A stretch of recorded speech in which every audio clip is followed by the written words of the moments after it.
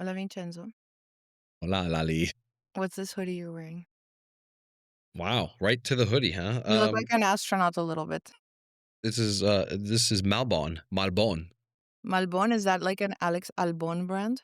No, What is it? that would be a fascinating collaboration, Malbon and By Albon. Albon?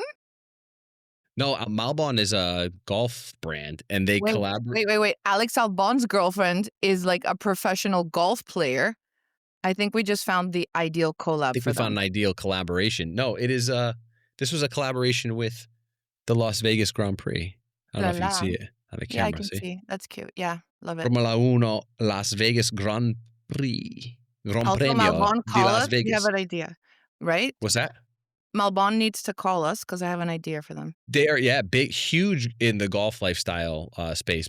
Huge brand. They collaborated. I was at the Grand Prix Plaza over the summer. A Formula One had invited me out. I hung out. I went to the shop. I saw this hoodie. I said, I have to have it. That is incredible. And I have it. It's And now beautiful. you So own it. thank you. Thank you for It looks complimenting. really good. I like it. It's like a little bit astronaut meets like Formula One. I like it. That's pretty cool. So Well, tell the people listen, why today was a very exciting day for to the us. to the people out there that are listening to this, welcome back to the Business of Speed podcast. Today we have a special guest on the show that Lali had the opportunity of interviewing and getting to know her a little bit more. I think they're like BFFs now. We are BFFs. I'm so sorry you've been dumped and replaced because this girl is It is what it fantastic. is. It is what it is. No, we had Laura Villars, Swiss motorsport or racing driver, 28-year-old, first woman to be running for FIA president, which is actually kind of crazy. It's the first that's ever tried to run. There's actually now 2 women that are attempting to run, but Laura was the first. And she's kind of been running this campaign.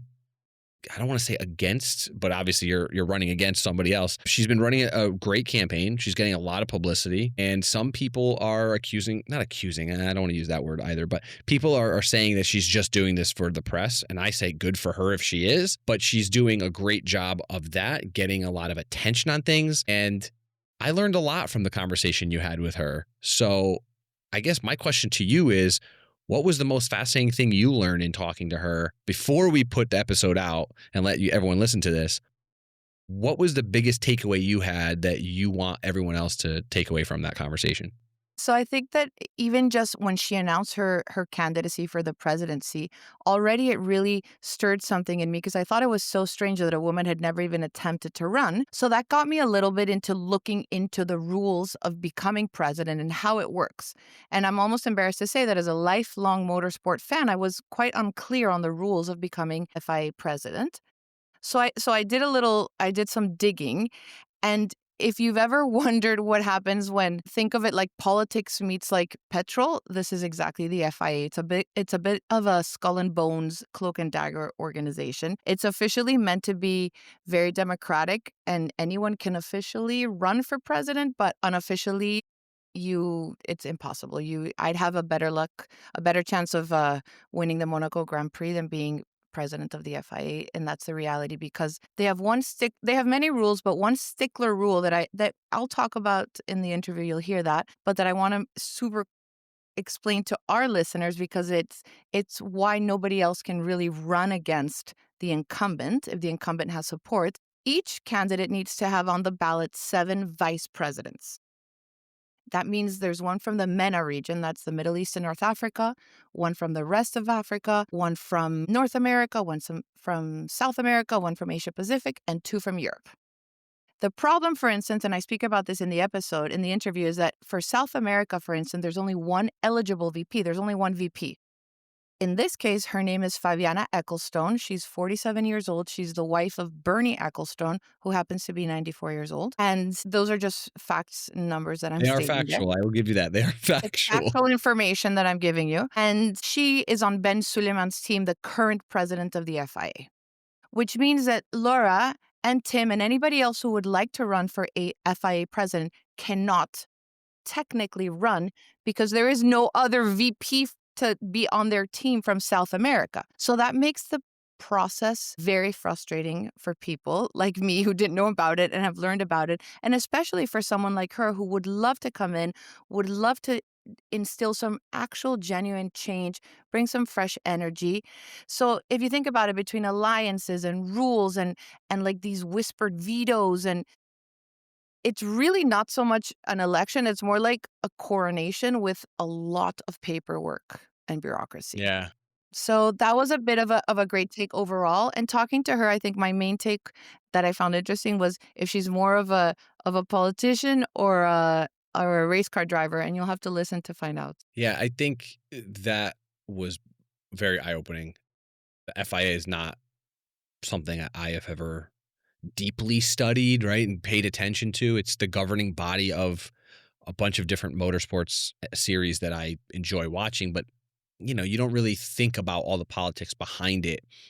And to hear how, over really over the course of the past couple weeks, because the deadline is coming up in 9 days now. The And she 24th is still has hope that somehow in 9 days the FIA will change the rules, which well, is hopefully there's enough commotion, from all of this publicity and press that she's getting. Hopefully there's enough that's being stirred up to, I want to say, change the rule. It's probably not going to happen where the rule is going to be changed because unfortunately they have to vote on that rule if they do change it or if they make exceptions. And that gets voted on at the same time the president gets elected on the 15th of December.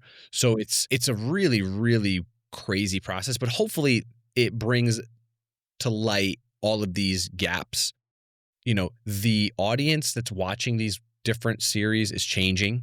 It continues to change, not just Formula One. There's a FIA, governs a lot of other series. The audience is changing. The people that represent not only those series, but also the governing body need to change over time as well. So what I liked about what Laura said to you, one of the things she'll say, and you'll hear that in the podcast, but she talks about how if it's not now, she plans on going for it in 2029 again. And so hopefully between now and then, there's some things that change and there's a shakeup. We'll have to see how that plays out. But it is quite the campaign for someone to be running. Never mind a 28-year-old of any gender, right? She's 28 years old is a 28-year-old. That's impressive. And never mind being the first woman going after this and all the hurdles that she has to go through right now to even just to show up on the ballot, right?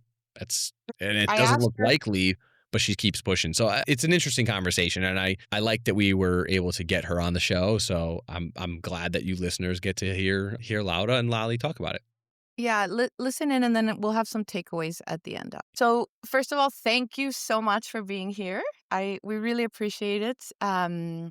It's a big deal what you're doing, and we're really excited to have you with us and to get to know you a little bit better, and maybe talk about a little bit of different things. I've read so much about you. I feel I know your life too well.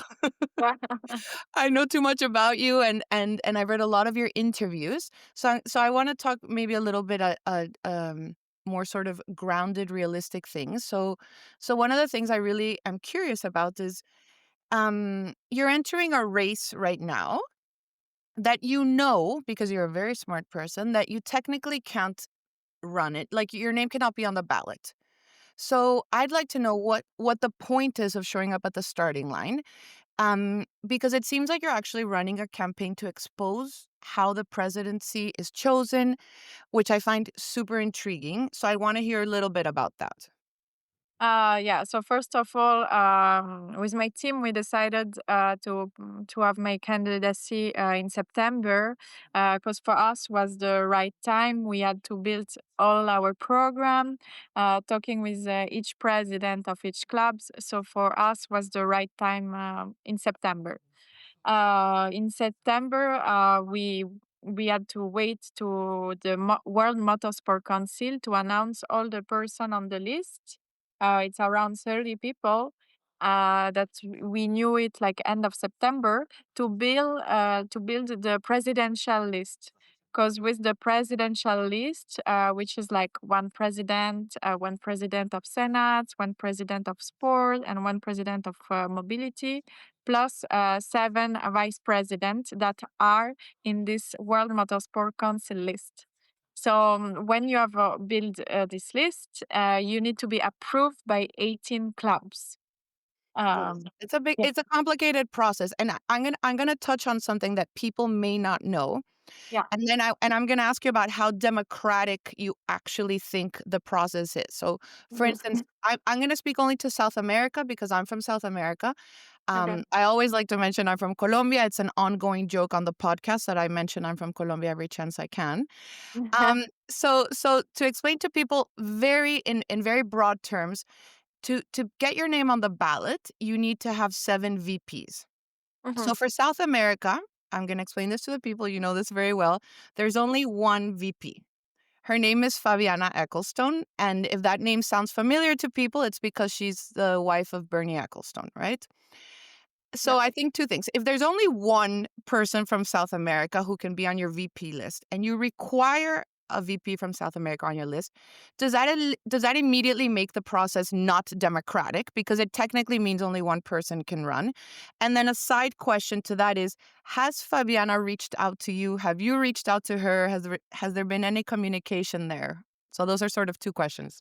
No, no, we didn't spoke with Fabiana, and I sent just a nice message to the actual president. He didn't answer me. Yeah, and then right now I'm talking with the FIA to understand how democratic we can be, because actually I'm talking also like with Tim Meyer, and Wow. yes, for now we can't not put our candidacy before the 24 October. So we are waiting for a response from the FIA, and we will see what will happen before 24th October. So I read your manifesto, and a lot of that you want to really bring transparency into the FIA. That was one of Yeah. your big missions, and so because it really is a little bit opaque, as we say in English, a little bit cloak and daggers, and you've drawn attention to that. I'm curious if any very very high profile people in the paddock, maybe drivers, team members, have reached out to you and said, "Hey, I support you. I wish there was a path forward for you." Maybe some names you can share, maybe not, but I'm curious if people have reached out, like important people. Yeah, yeah, they are, but I'm not gonna mention them No, to you can. protect them today. But I mean, the most important thing is when I announced my candidacy, everyone was very surprised, but in a very good way, and I received like thousands of many positive comments. So for me, it was super super nice. I was yeah, I was super happy, and yeah, they all support the fact that we need more democracy, and yeah, this is part of the first step that I will do in my program. And for now, we are just waiting few response. So I cannot tell you more about it now. I'm sure. I'm sure. I've just seen just anecdotally. I do feel that some of the drivers they can't say anything specifically against perhaps the current president, but I can see sometimes a little bit of animosity. So I was wondering. I'll move on. So motorsport always says that change has to come from inside the system. And you're a driver, you know that it often does. For instance, we have terrible crashes or even deaths. And what happens? It brings change that makes the sport safer for everyone from within the system. So you're trying to do something really big, which is change the system from inside the system, but it's set up in a way that you can't really get in. So I want to know right now, what is a plan B? What do you consider a win right now? The win right now is to share all my program and this project that I'm in since few months, and the most important will be to bring this program till the end. And yeah, I mean, I hope they will take my ideas, and we can continue, because my the most important goal at the moment is to develop the programs for the young people, for the women. So for motorsport, this is a very strong thing that we need to do. And on the other side, for the mobility, we need to continue the progress that have been made for the FIA. So the zero road safety. So I want zero deaths by 2035. 35. We need more sustainability. So we need to see what's going on this year with the new Formula One in 2026 to see with the sustainable gas how we can progress, how we can talk with constructors, and this is things of that are part of my program that I want to keep. And we And all really want you to keep. yeah. There's a lot of people behind the scenes who are really rooting for you and that are very disappointed. I'm gonna ask you sort of a more fun question. I want Oh, you to pick one of these two things, okay? You only get to pick one. okay. You get to be FIA president, or you get a full-time drive with a top team in World Endurance Championship like Porsche Penske or Cadillac, and you win the 24 Hours of Le Mans. You can only Yeah. pick one. For now, I'm fighting for a FIA president. I will keep Oh, this. interesting. So I think that leads me to my next one, because this is a bit of a race that we know we sort of know how this race is going to end. Let's say it that way. You have gotten a lot of press lately. You've become very well known in racing circles. Is this perhaps helping bring in some sponsorships for next year? Maybe there's some big races that you will participate in next year. How has this? Because there are some people who say she knows she can't win. Is this a PR stunt? Right? Of course, like the people, haters are going to hate at all times. But I'm curious if it's helped your racing career, and I really hope it has drawn attention. So tell us a little bit about the 2026 racing program. So for myself, I didn't decide yet what I'm gonna do next year, but for sure, what I want to do, and I got, of course, many contacts, many sponsors, many opportunities, and the most important goal for me will be to develop this young academy for young people. So. This will be the goal with all the sponsor. We're gonna try to build it. I hope from next year or the next months, so this will be part of the main program. So after the elections in December Yeah. 12th, we have the elections, and so 2026 is more focused on continuing the goals you've set out in your manifesto to help in the FI more so than racing. And I ask because if you remember earlier in the year, Carlos Sainz Sr. was going to run for FI president as well, but he removed himself from consideration because he wants to focus on winning another Dakar. And so I'm thinking, I don't know very much, but I'm thinking that doing both at the same time is incompatible. That it takes what you're doing takes a lot of time, Of and course. also trying to pursue a very big racing dream it's not compatible to do it at the same time. So you're going to put the racing on the side for a little bit next year?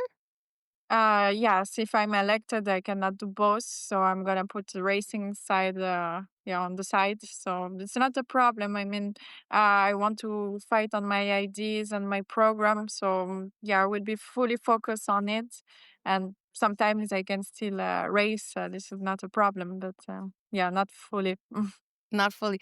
I want to tell you something. Until you ran for the presidency, I really had never looked at the rules of what it took, right? So I think that already that in and of itself is a win. You've made people very aware, and you've put a spotlight on something that is a system that is perhaps archaic. Would you say that's the word? Yeah, yeah, I will say this.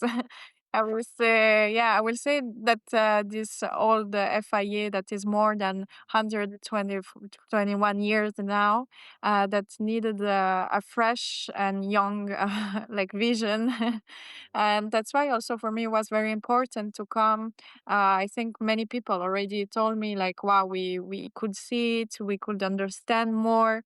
The program is very interesting. So this is, yeah, of course, I'm proud of this, but it shows also to the new generation that when we are focused, we work hard, we can go to somewhere we really want, no matter the age, because it's not a matter of age, but more a fight with yourself and yeah. It's interesting because a lot of people talk about ageism in the back end, like being older, and how older women perhaps don't get a lot of opportunities even though they're very qualified. You're facing a little bit the opposite, ageism because you're too young for some people to do something. Yeah, I mean, the most important when you are doing something is to have good people around you. I had a big opportunity. That's why I came into this candidacy. I had a good team around me, experimented and older people, and that's why I could go. I'm learning every day from them. We build everything together, and was a it's a super experience that we did, and I'm super happy to share everything with you, with the public, with the newspapers. Yeah, it's something very important, and I think in life, even when you are president, you have very good people around you that are qualified. And even if I become president of FIA, of course, all the people that work in FIA are there since many years. They have a lot of experience, and I will be there to represent as a president and to talk with them, understand, and work together. This is the main goal. I think that you've said something very interesting. People don't realize this is a group effort when you're president. It's not you're not the dictator of the FIA. This is not a dictatorship. It's a presidency. She's going to have a team around her. Whoever the president is has an enormous team around them of people who are very experienced in different areas of motorsports. And um so the concern perhaps that you're not qualified is a little bit uninformed, because no one who gets a job as a president for the first time of anything has any experience doing that job. It's the first time they're doing it. So you have put together a team. You will be surrounded by people when you become president one day. Hopefully, I'm hoping that 2029 is your year. And I hope you work hard toward that goal, and that you continue to, because there has to be some change. I think that the system has been set up in a way that is very undemocratic and that doesn't even allow for fair competition. That's really something you've drawn attention to. It's like you're not even getting a fair chance to run. Yeah, I know your eyes say it all. I'm still yeah, talking with the FIA to see what will be the chances. So maybe things can change before 24th October, and I really I really hope so. Oh, So let's see. But anyway, I will continue for 2029, and yeah, I will keep my program. This is the most important for me. will you be at any F1 races coming up in this year? Yes, will come soon. I will not tell you yet where, but Oh, I'm okay. coming. We'll talk off camera to see if we'll be at the same race. Yeah, exactly. Laura, thank you so much for stopping by today. It's been an absolute pleasure to meet you. You have such a great energy. I really think you're exactly what the FI needs, a breath of fresh air. Thank you so much. Thank you very much, and I hope to see you soon. Yeah, And I will text you for the next F1 races. I'll be here. I think there's a lot to learn from that. And I think there's also a lot to continue building on. One of the things that I really, I guess, I know you and I had mentioned this a little bit earlier about good old boys clubs and whatnot and different things, but she's really confronting this ageism from the opposite side, right? And being told that she's too young, It's too young, interesting, right? As too a young woman, to because be a leader. women, I feel like, and I'm not trying to make this some kumbaya moment for women, but it's funny. We're either too young, too old, too pretty, too ugly, too tall, too short, too skinny, too overweight. It's like, when is it the correct moment? We're too prepared, we're too Yeah. unprepared. So good on her. And after the interview ended, she and I stayed on for a little bit, and I'm lucky that I speak French, so she and I had a very frank conversation. And she told me, she spoke a little bit about the level of sort of bullying and trolling that she's been receiving. And it's completely unfair that we live in this society where she's just trying to do a good thing. There's no ill will behind her run. She doesn't want to do it to screw it up. She's doing it with the best of intentions and wanting to genuinely bring in some new insights, new energy, a youthful, ambiance in general to the organization. But she's been heavily trolled, bullied. She's been the recipient of some abuse, which is terrible. And still she says, you know what? Yeah, I'd rather do the, I couldn't believe when I asked her if she would rather be FIA president or win the 24 du Mans, the 24 hours of Le Mans, that she would rather be FIA president. I was shocked, but it shows you how passionate she is about it. To me, that's everyone. I want the glory of being a champion. I want to drive the I car. I don't. want to drive fast. So for somebody 28 years old, much younger than I am, who is saying, no, I'm actually interested in governing this and being a leader in that regard, that takes passion. It's a different type of passion, but that takes passion, and that takes a drive to really challenge these entrenched systems. FIA has been around for 120 years, whatever it is. You don't change things by stepping back, right? The only way you can change things is by challenging them, is by pushing forward, making noise. The saying, the squeaky wheel gets the grease. That's at least an American saying. I don't know if other people understand it. We say it in Colombia too, but it's a little bit more perverse. It's probably, yeah. It's about babies and breastfeeding. It's very, I don't know why, but ours is a little bit more perverse. I like the Well, there's squeaky. also closed mouths don't get fed. There's that saying as well. That's I'm they gonna say use. ours in Spanish for our Spanish Go listeners. ahead. Que no llora no mama, as any Latino will know that. It is interesting to me what you're saying because you and I are lovers of motorsport. So you and I would take the 24 hours To me, over that's the anything. glory. Especially because she currently is racing in sports cars, in Ligier. And so I was very surprised, and nobody had asked her that yet. And I hope that that opens some eyes to show her level of commitment toward this, because I dangled the ultimate carrot. This is the ultimate carrot for someone who's in racing, who's in sports car racing. You get a full-time drive, Porsche Penske, full-time drive, Cadillac. You win the 24 Hours of Le Mans. And she still said, no, I choose to be FIA president. That should show her level of commitment. This is not some thing that she's just done for press. This is something that she's taking very Yeah. seriously, and she's going to pursue for the next 4 years and run again in 29. God bless her. I mean, I'm rooting for her. I always like to root for the underdog. So she is the true underdog in this scenario. Yeah. Out of all of the candidates, she is the true underdog. Yeah, I'm glad we got to have her on. It's really cool. Sometimes you see these things from afar and you think, my goodness, these people are larger than life. And it's like, no, they're normal people who just want change like the rest of us, right? I mean, she's challenging that status quo like anyone else would. And it's a signal to the younger generation, to other, women and girls, that, hey, you can make a difference if you want to, or if you want to try, if you want to put it out there, like this is what you have to do. And yeah, I admire her fight, and I admire what she's going through and doing right now. And this is only going to be the first step. Yep. Thank you, everyone, for listening in. I hope you enjoyed that interview with Laura Villars. She's fantastic. She promised she'd be on the show in the future. So maybe in 2026, we'll have her again. After the dust is settled with the election, we'll do a little follow up with her. Thank you, everyone. Thank you. Ciao.